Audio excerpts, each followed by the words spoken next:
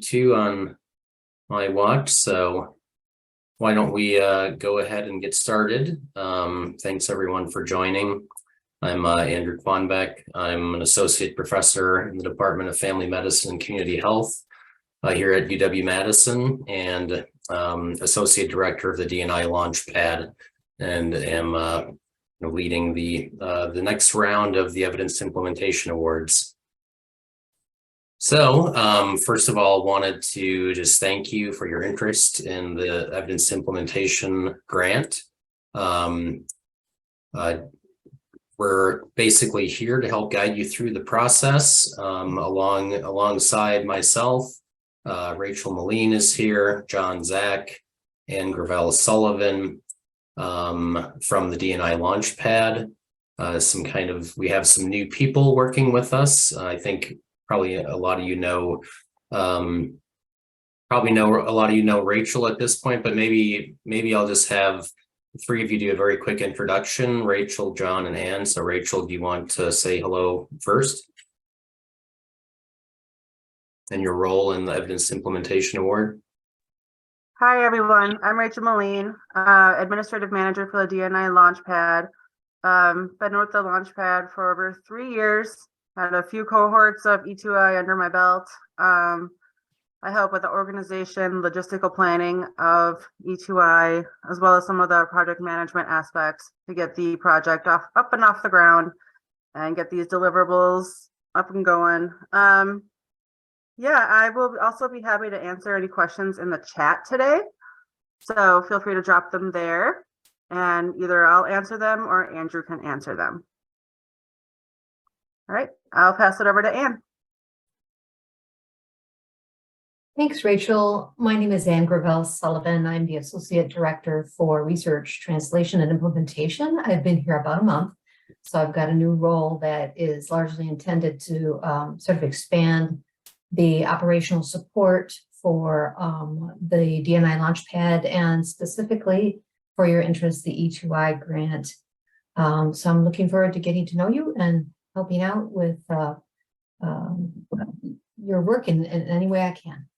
I'll turn it over to John. And hi, I'm John Zach. I am the newest member of the Launchpad. I'm the Market Research Analyst. So I'll be helping with developing marketing plans, branding, etc. And I look forward to working with all of you. Okay, thanks everyone. Yeah, so we're here to help you guide you through the process, and just want to welcome you to ask questions. You know, we've talked to a few of you already. So feel free to jump in and ask questions while we're presenting in the chat. Rachel will be watching. So cue them up. So what we wanted to do today, hopefully spend less than half an hour or so on kind of doing an overview, and then leaving last half hour for Q&A. We'll give you a sense of who the D&I Launchpad is, although we did introductions, so you have a bit of an idea. Give an overview of the E2I Award, what the guidelines are, the application process, and the timeline. So why does the D&I Launchpad exist?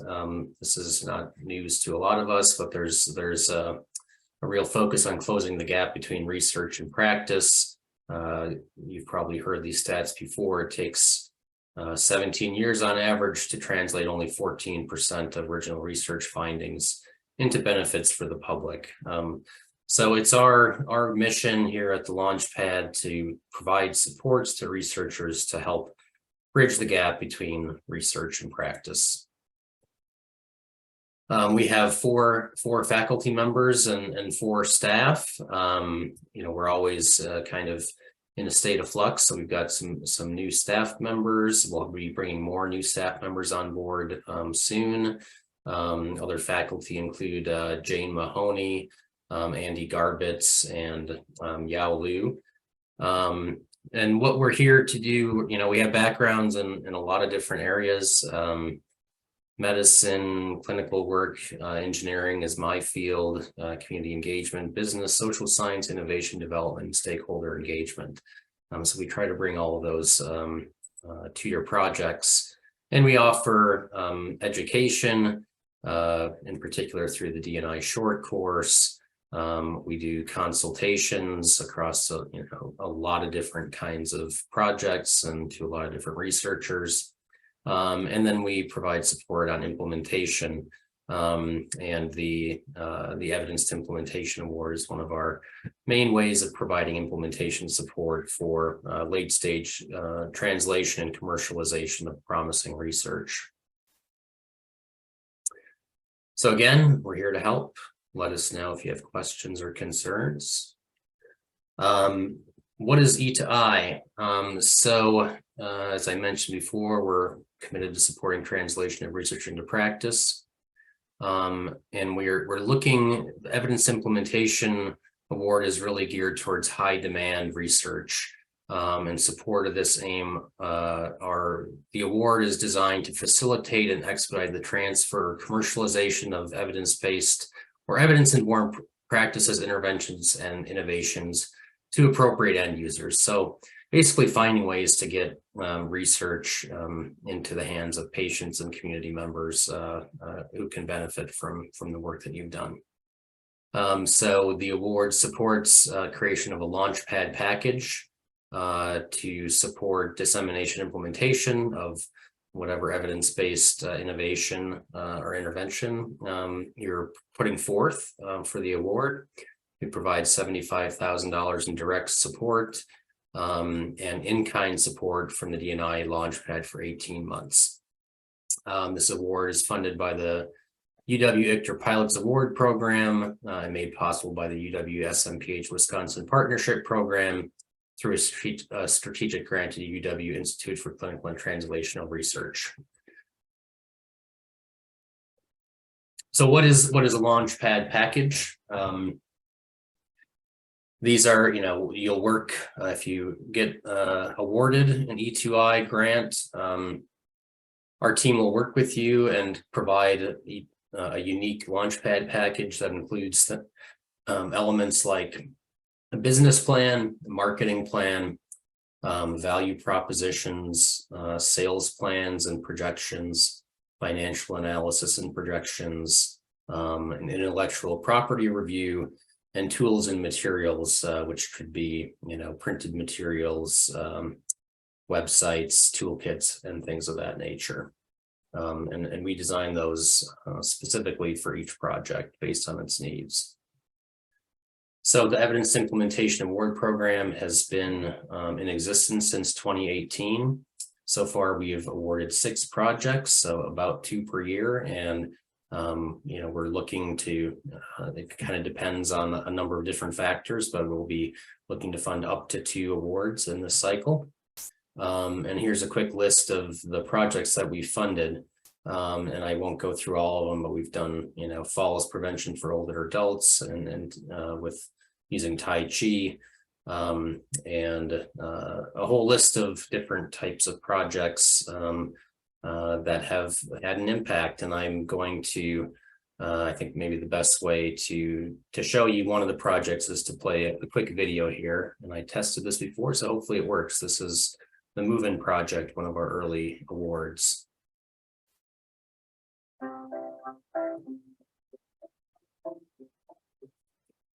I'm Barb King, and I'm an associate professor at the UW-Madison School of Nursing. And I'm Lindsay Stiege, and I'm also an associate professor in the School of Nursing. We designed MOVIN, which is mobilizing older adults via a systems-based intervention, which is a really unique design in that we borrowed from a systems engineering perspective and social cognitive theory to really come up with a model of care to promote nurse-initiated patient ambulation in hospitals. We're very well linked with the Institute for Clinical and Translational Research, and knowing all of the different funding mechanisms that were available, those announcements come out every year.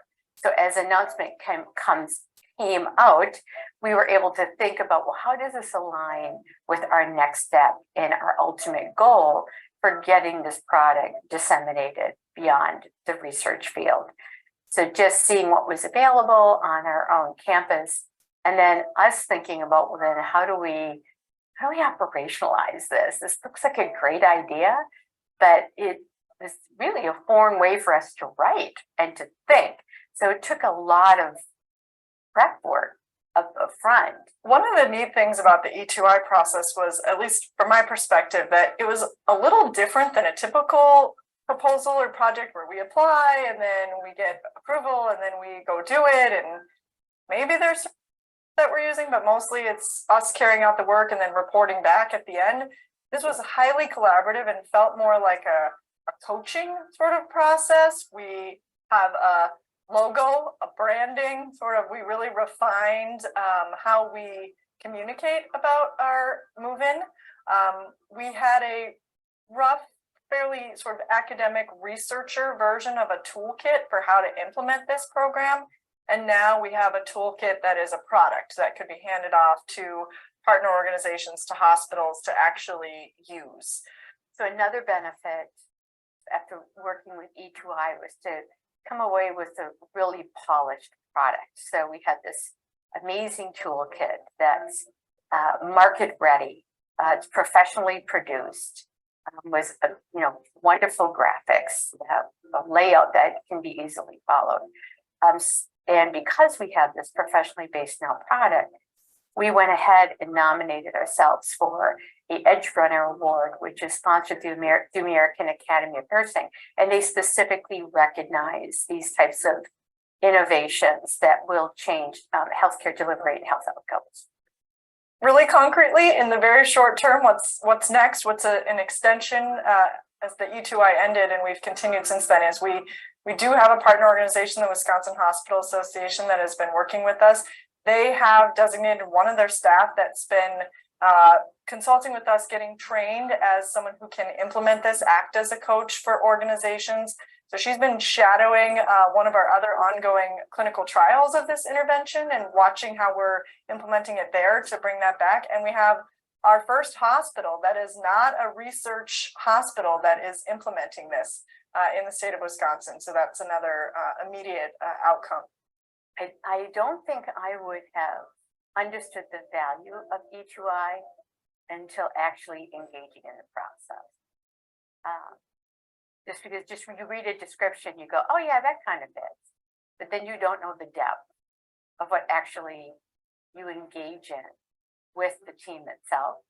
And so for anyone who's in this space where you have an intervention that's ready for launch on a broader scale, I would say definitely take the leap and engage with the team, because the gains from that engagement far exceed which the rewards that you got out of just even developing the product to start with.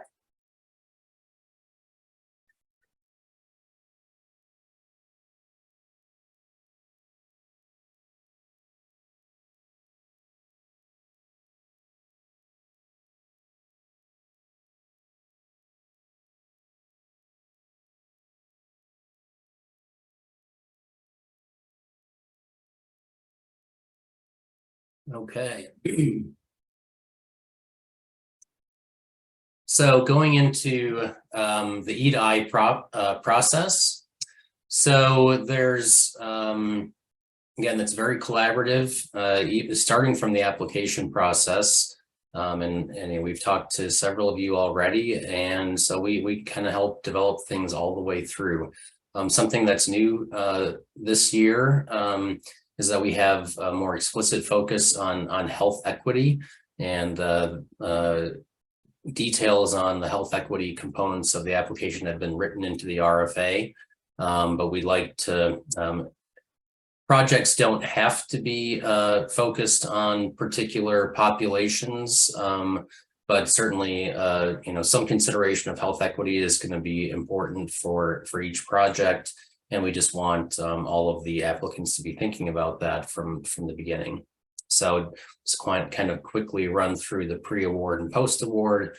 The RFA was released in the last couple of weeks here. Here we are at the workshop. We have pre-proposals that will be due, and I think we'll get into the timeline a bit more in detail down the road here. We then review those pre-proposals and select a subset for full application development. And so as part of that, we do consultations with the Launchpad to develop the applications. We help with stakeholder interviews to kind of determine demand for the intervention. And then final applications are due. Then we've assembled a D&I council consisting of researchers and business leaders in the local community and academic and business community who can assess, using some well-validated prediction tools that are designed to look at the commercial viability of products and companies. It's sort of like NIH review, but it's more business oriented. So we go through a review process, scoring and selection. The projects are approved by ICTR leadership in the Wisconsin Partnership Program for funding. Then award letters are sent. We'll do a post-award meeting within 30 days of the award, signing of the award letters by the PI, and then the award starts. Then we get in, once that is all done, we'll have a kickoff planning meeting.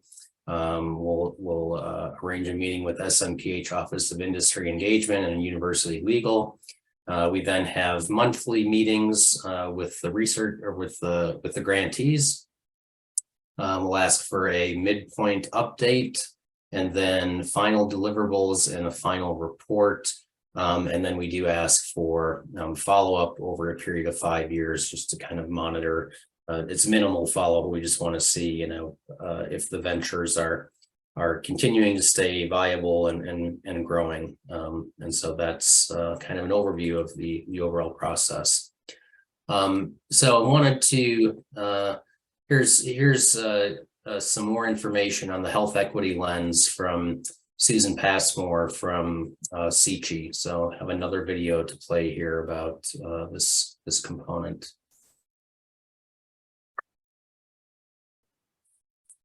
Hi, I'm Susan Passmore with the Collaborative Center for Health Equity in the Institute of Clinical and Translational Research, or ICTR.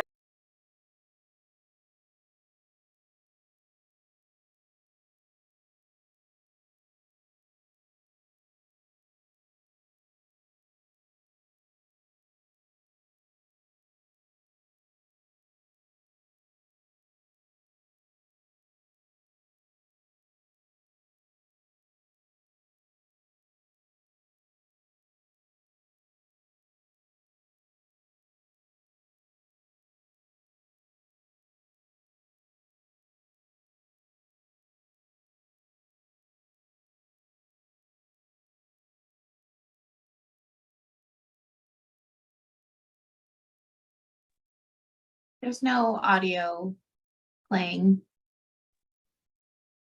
Wondered if that was just me. Andrew, Sorry about that. I think we have sorry about that. I accidentally hit mute, and I think that is why you're not hearing anything. I'm going to start the video over. My apologies for that. Thank you. I'm Susan Passmore with the Collaborative Center for Health Equity in the Institute of Clinical and Translational Research, or ICTR, and I'm just going to talk a little bit about health equity. ICTR's mission is not surprising. It's to discover, translate, and disseminate interventions to improve health and healthcare. So directly relevant to your work. Our vision is to improve the health of all of Wisconsin and beyond. And that use of the word all isn't an accident. It's actually very purposeful. Health equity is a core value of ICTR. So it's important that you as a potential E2I awardee also think about equity. In fact, while there are many people who don't consider themselves necessarily to be health equity investigators, we believe that in order to achieve equity, each of us has to contribute to that goal. So you're probably aware that Wisconsin is home to some of the worst health disparities in the country. Even before the COVID-19 pandemic, the Black-white life expectancy gap in Wisconsin was considerably larger than in national averages. We have 7 years gap between Black and white men, and almost 6 years between Black and white women. Of course, we expect that to get a little worse potentially after COVID has exacerbated that disparity, and also potentially disparities in rural Wisconsin as well. So that's even more reason for us to think about equity in our work. Yet most evidence-based interventions are developed and tested with groups that are not inclusive of the very people who bear the largest burden of ill health. So the unintended consequences of that is that interventions may improve health, but only for some, and in turn deepening existing disparities. When we don't consider equity, we might even negatively impact the health of some groups, and we don't consider their need, perspectives, or circumstance. So as you develop your application, we'd like you to ask yourself, has your intervention been developed for a specific type of patient? How will this intervention engage with diverse, under-resourced, or vulnerable communities? What would it look like for people who don't have insurance, who don't speak English well, or don't live in Madison or another urban area? Ask yourself, what can be done to ensure that the intervention will not deepen existing disparities? Can it be delivered in other languages? Can it be adapted for other cultures? And in doing that work, how will you engage in the community to make sure that you're doing it in an appropriate way? How will you engage with community leaders or community-based organizations or other stakeholders? And finally, does the intervention have to happen in a specific type of place? Like an academic health center? Can it be adapted to be more accessible to other people, such as in rural areas? What are the policy implications? How will you consider how they might impact diverse communities? These are just some of the questions, and you might have others. And we realize that these are tough questions. We want you to remember that it's okay if you don't have all the answers right now, or you don't have to have all the answers to apply for this award. During the application process, you'll be meeting with a member of the E2I Launchpad and possibly a member of the CG team as well to address these areas. Good luck in your application. Thank you.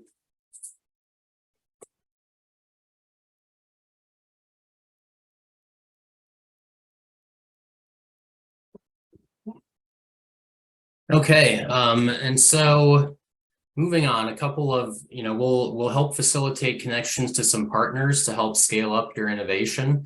And you're, as the investigators, you'll be at the center of this. The E2I Launchpad will be your probably key partner, and will help you connect with the Office of Industry Engagement and the School of Medicine and Public Health, or the School of Medicine and Public Health, as well as the Office of Legal Affairs. These are all interventions are all very specific and particular, and we just, we'll help you go through this process and make sure that there's been a thorough review.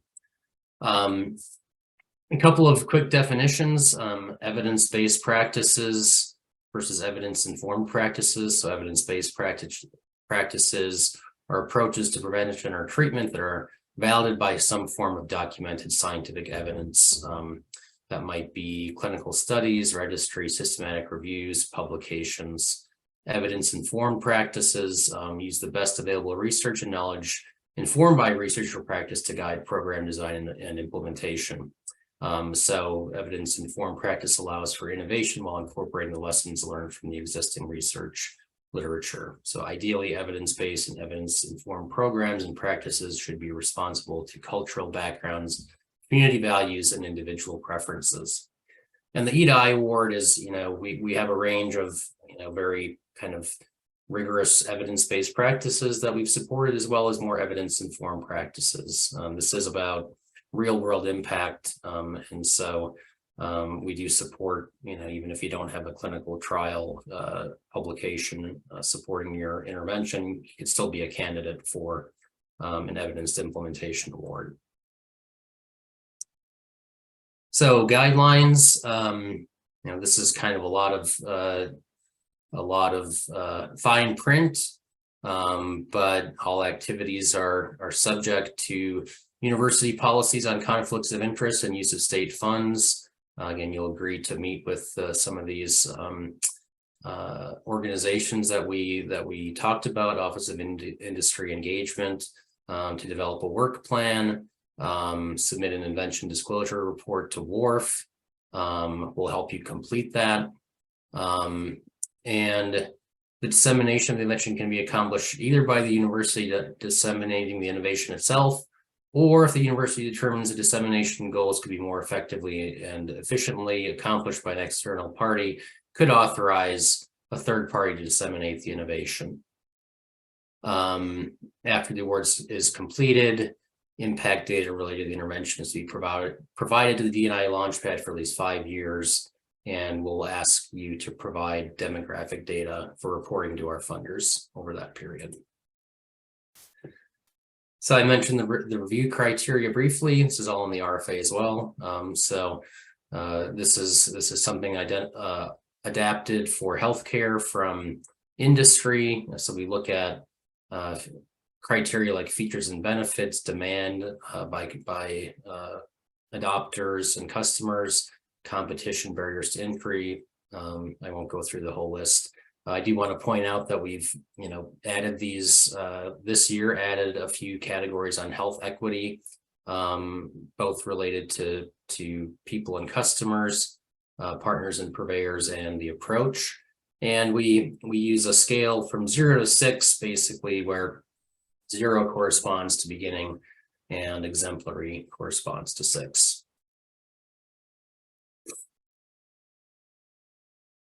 So health disparities are differences in the incidence, prevalence, mortality, burden of disease, and other adverse health conditions or outcomes that exist between population groups based on gender, age, race, ethnicity, socioeconomic status, geography, sexual orientation, identification, disability, or special healthcare needs, or other categories.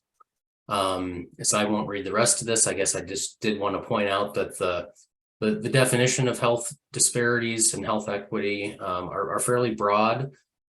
So there's lots of different ways you could look at this in terms of race, ethnicity, sexual orientation, urban versus rural, socioeconomic status.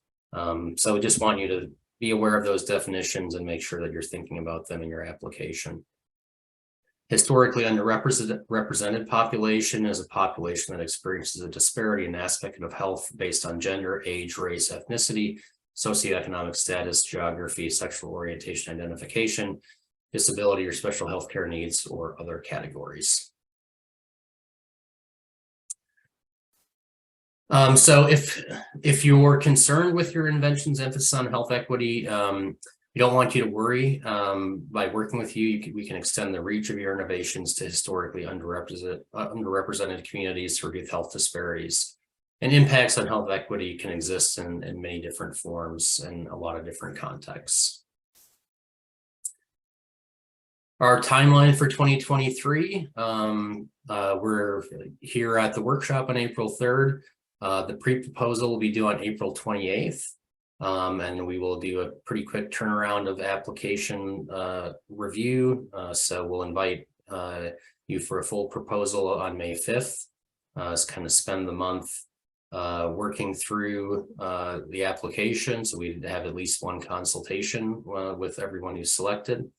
First draft of applications due on May 31st.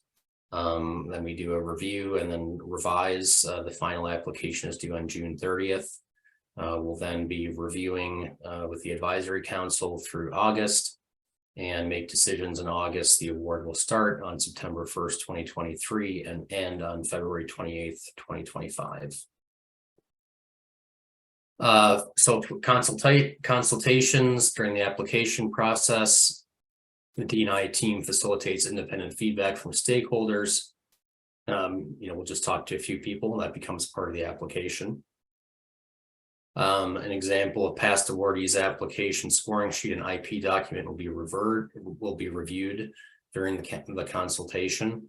And here's a link to the RFA, which provides pretty in-depth information on everything related to the award. And you can always reach out to us with questions by emailing us at di-launchpad@wisc.edu. Okay, that's all we had to cover. And so we're here until 3:30 to answer any questions you might have, and we look forward to working with you to bring your innovations into practice. So I'm going to stop screen sharing and we can take your questions.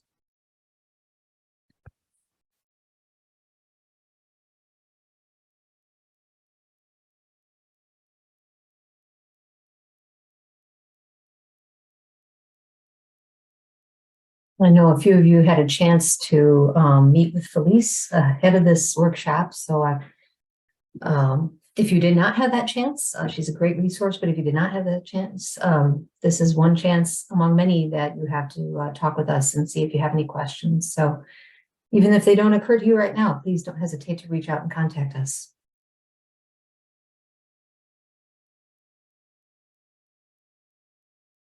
A quick question about the recording, because as I was saying earlier, Dr. Bartles is in clinic today. So when would this recording be available for her to view?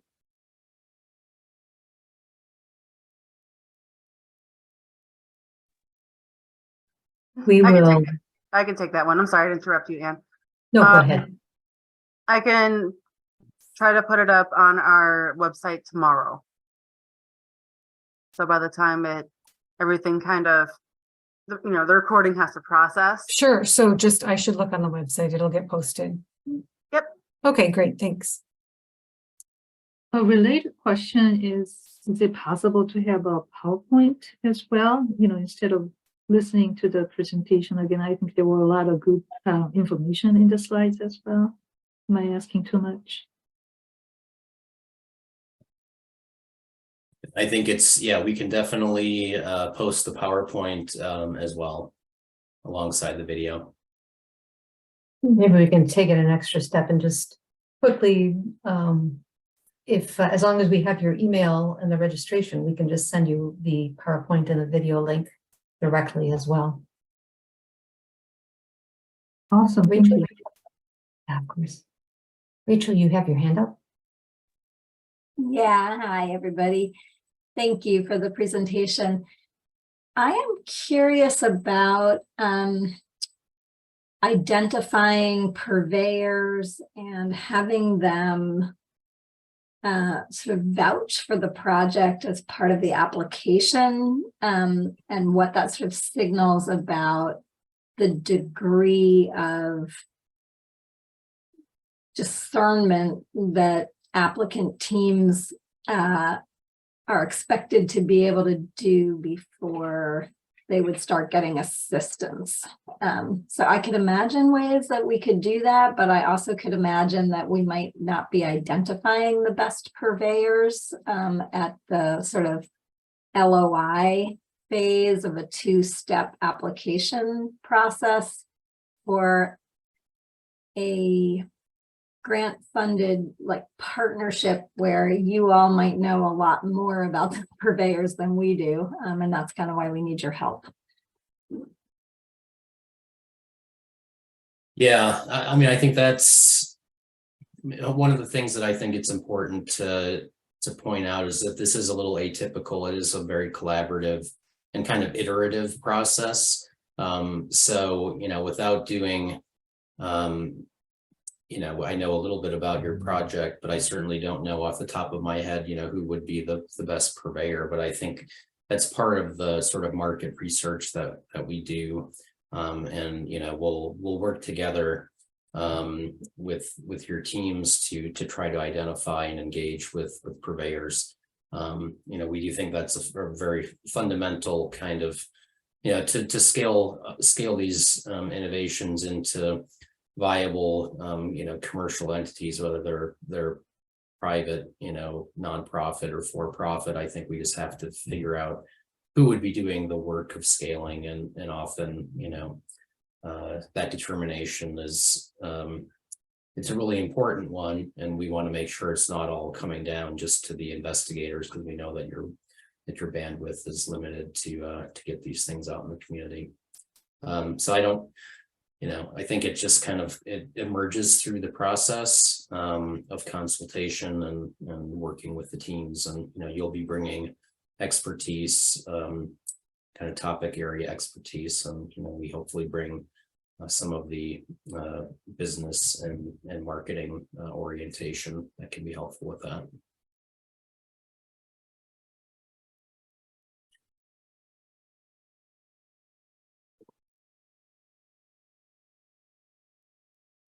All right. Other questions? Comments? I have a quick question. Since it goes through E2I, is there limit in eligibility of the PI, or is it open to anyone in the UW?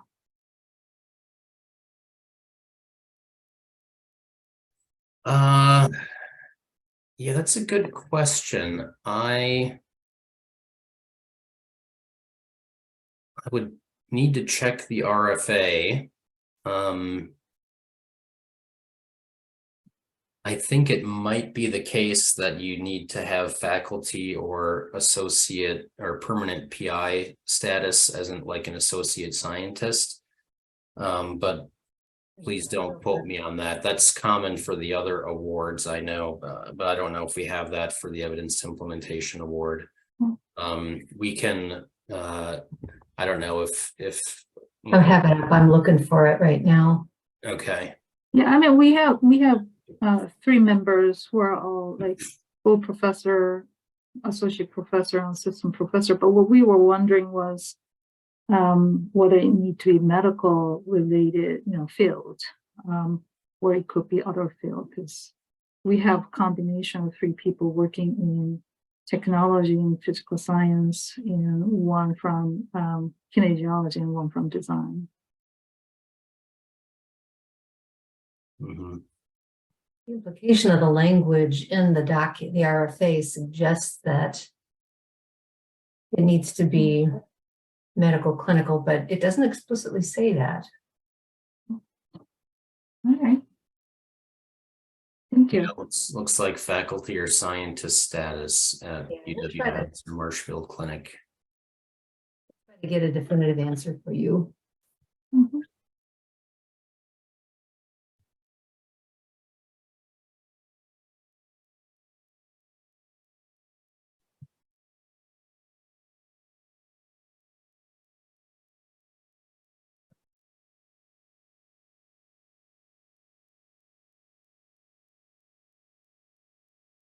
Okay, any further questions?